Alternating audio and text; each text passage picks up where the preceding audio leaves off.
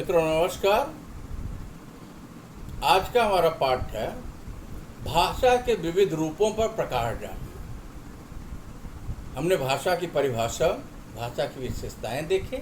अब ये देख लीजिए भाषा के विविध रूप क्या है, क्योंकि भाषिक संरचना के बाद अब जो भाषा का आकार कैसे ग्रहण होता है।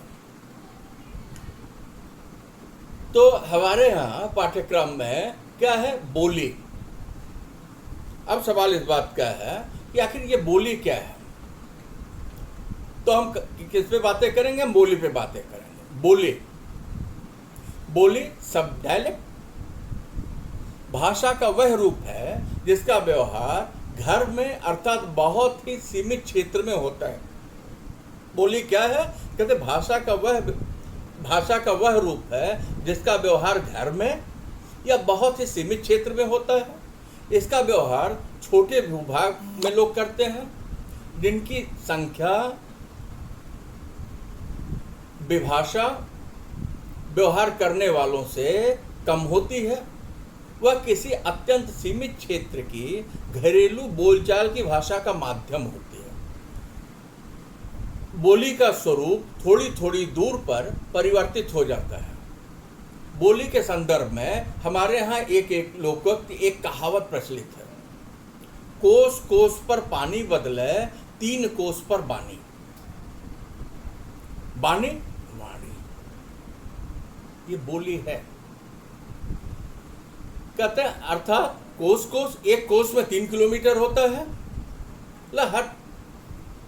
लगभग अनुमानतः हर 3 किलोमीटर के बाद पानी का स्वाद बदल जाता है।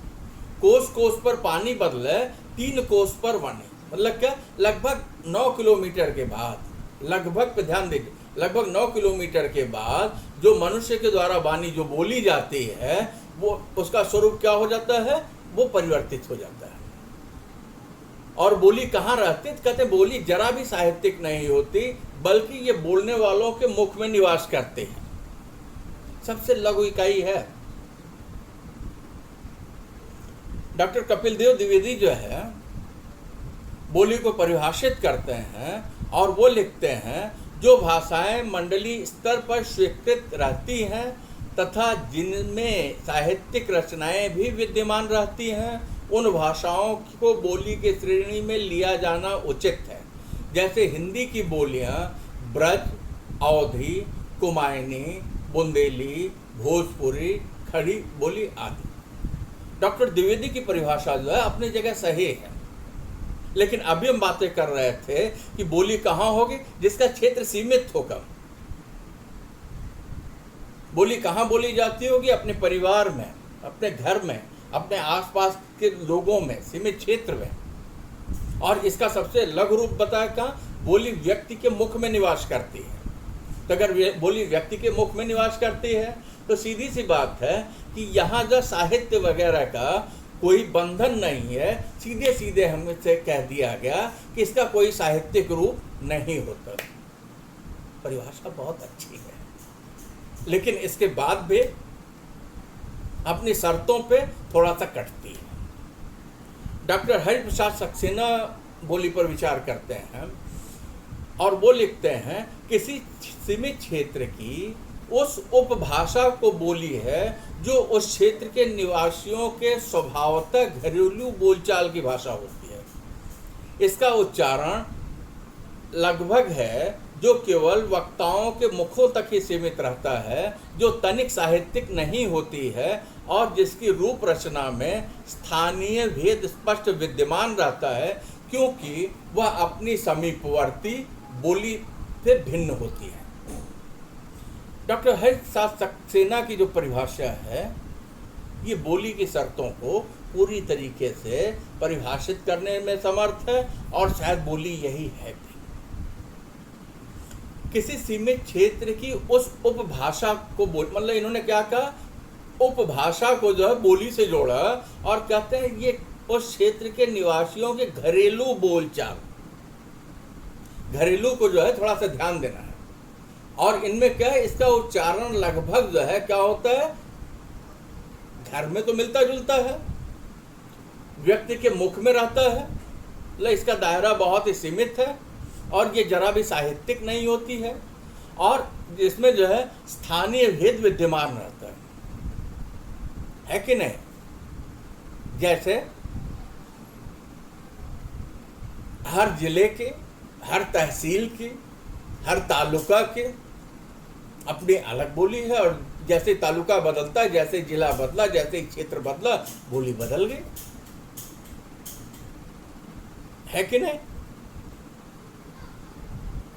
वेंद्रीय जो बोली के ऊपर विचार करते हैं, पाश्चात्य भाषा विज्ञानी हैं, और विचार करते हुए वेंद्रीय हमसे कहते हैं निजी उच्चारण और पद रचना कारण बोली का अपना अस्तित्व होता है। निजी उच्चारण और पद रचना के कारण बोली का अपना अस्तित्व होता है, और वह वक्ता की मनोवैज्ञानिक प्रवृत्तियों से स्वतंत्र होती है। अच्छी परिभाषा है। निजी उच्चारण और पद रचना, मतलब यहाँ पर किसी भी तरीके के व्याकरण के अनुसार कर्ता कर्म क्रिया की जरूरत नहीं है, किसी व्याकरणिक अनुशासन की जरूरत नहीं है। हमने क्या कहा? हमने कहा भाई मलाई मार के 1 कप चाय देना 1 कप चाय मलाई मार कर। अपन ने बोला कि बोली है, किसी भी तरीके की साहित्यिकता नहीं है, किसी शब्दकोश की जरूरत नहीं है, किसी व्याकरण अनुशासन की जरूरत नहीं है। भाषा विज्ञान कोश में बोली को जो और परिभाषित करते हुए लिखा,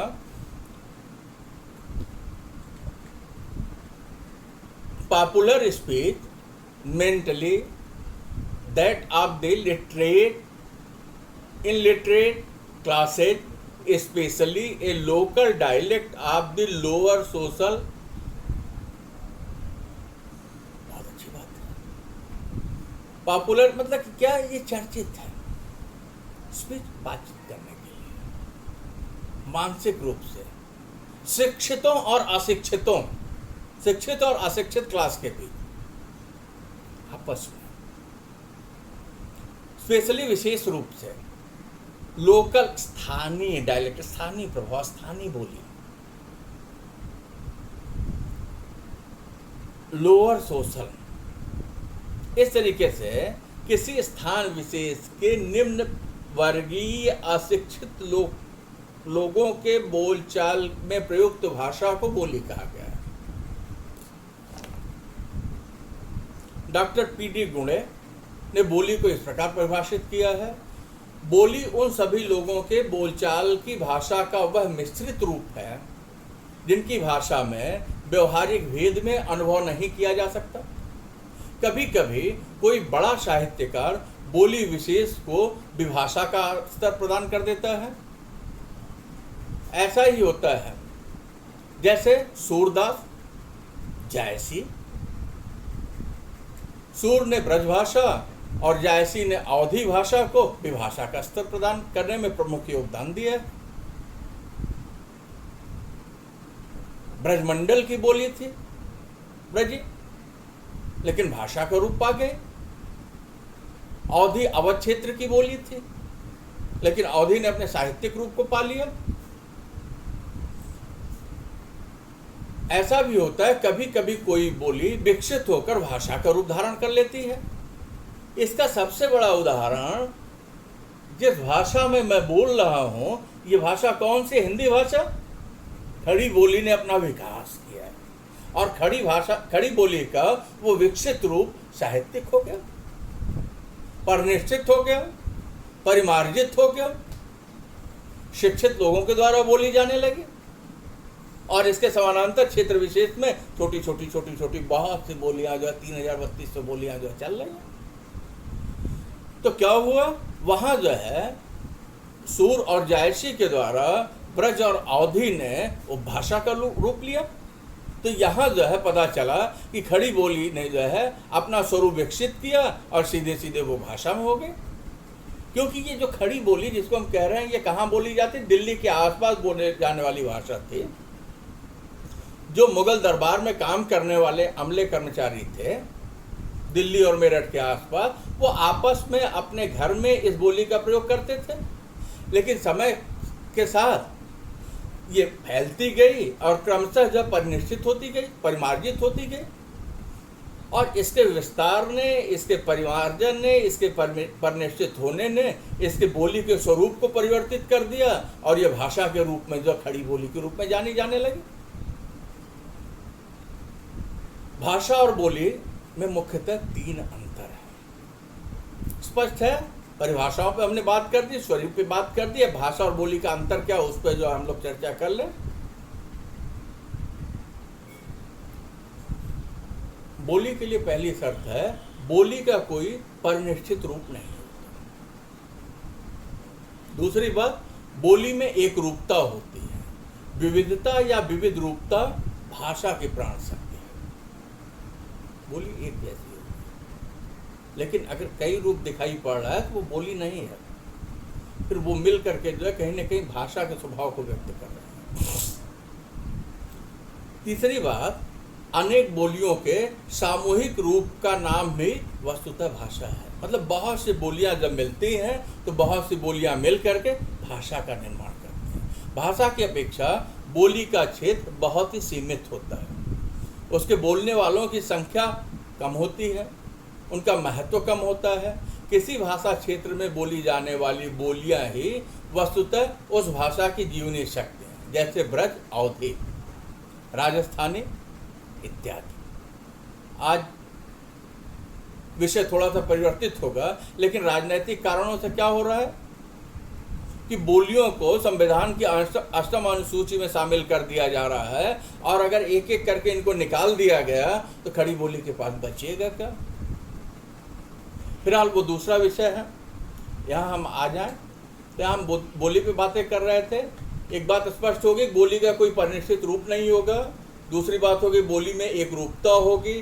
तीसरी बात जो है यहाँ हो रही है क्या कि अगर जो है बोली में विविधता या विविध रूपता दिखाई पड़ती है तो वो बोली का स्वरूप नहीं, वो फिर भाषा के गुण को प्रकट करने लगी है। और अनेक बोलियों का जो सामूहिक समुच्चय रूप है वही भाषा है। भाषा की अपेक्षा जो बोली का क्षेत्र सीमित होता है, भाषा का क्षेत्र विकसित होता है। भाषा को बोलने वालों की संख्या बहुत ज़्यादा होती है, बोली को बोलने वालों की संख्या बहुत कम होती है। किसी भी भाषा क्षेत्र में बोली जाने वाली बोलियां ही वस्तुतः जो है उस भाषा की प्राणवायु हैं, जीवनी शक्ति हैं, उनकी पहचान है। जैसे हिंदी के लिए जो है ब्रज और अवधी। अगली बात जो है बोली के संदर्भ में, बोली प्रायः व्याकरण के नियमों से पूर्णतया बाधित नहीं होती। मतलब व्याकरण का कोई नियम जो है, कोई अनुशासन बोली पर लागू नहीं होता है। अनेक बोलियों से मिलकर भाषा का गठन होता है। जिस प्रकार व्यक्ति समाज की इकाई है, उसी प्रकार बोली भाषा की इकाई है। व्यक्तियों क्या हुआ, व्यक्तियों के मिलने से समाज की संरचना होती है, बोलियों के मिलने से भाषा की संरचना होती है। ठीक है, यह बोली स्थानीय व्यक्तियों के द्वारा पूर्णतः आयोजित रूप में प्राप्त होती है। साधारणतः आवश्यकताओं की पूर्ति के लिए या अपने व्यक्तिगत गुणों की अभिव्यक्ति के लिए हम बोली का प्रयोग करते हैं।